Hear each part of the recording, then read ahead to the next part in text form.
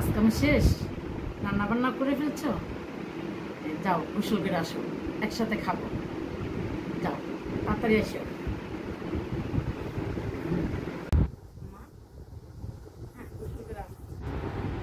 আমি এখন খাবো না মা, আপনার জন্য খাবার রেডি করছি, আপনি আসেন খাবেন। আমি আপনার ছেলে আসলে খাবো, এখন আমি খাবো না, আপনি আসেন। আচ্ছা ঠিক আছে বৌমা, আমার ছেলে আসলে একসাথে তিনজনে খাবো। এখন তাহলে আমি খাবো না, আমি পরে খাবো। একটু আগে তো নাস্তা খেলাম, তোমাদের সাথেই খাবো। আমার একা একা ভাত খেতে ভালো লাগে না, খুব খারাপ লাগে টেবিলে বসলে। হ্যালো হ্যালো, ও আসতে দেরি হবে? ও আচ্ছা, না আম্মা বলছিল একসাথে ভাত খাবে, তো এই জন্য আম্মা ওয়েট করতেছে। মানে তুমি আসলে একসাথে ভাত খাবে, উনি বলতেছিল ওনাকে আগে খাবার সাচ্ছি, উনি এখন খাবে না, উনি বলছে পরে খাবে, তুমি আসলে খাবে একসাথে। উনি খেতে চাচ্ছে না এখন, আমি কি করব? আমি তো বলছি খাবার টেবিলে দেওয়া আছে, আম্মা বলছে তুমি আসলেই খাবে।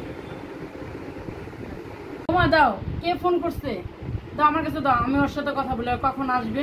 বিকাল হয়ে গেল এখনো আসে না, দাও ফোনটা দাও, দাও আমার সাথে দাও। হ্যালো, কখন আসতেছো বাবা? তাড়াতাড়ি আসো, আমি তোমার জন্য ওয়েট করতেছি। বিকাল হয়ে গেল এখনো দুপুরের ভাত খাও নাই, তাড়াতাড়ি আসো, আসতে দেরি হবে। ও বৌমাও তো ভাত খায় নাই, আসো।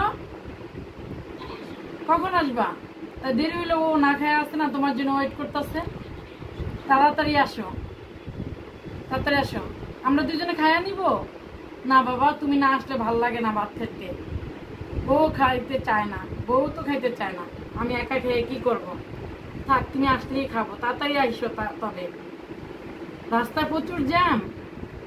ও আচ্ছা ঠিক আছে, ধীরে সুস্থেই আসো, ঠিক আছে।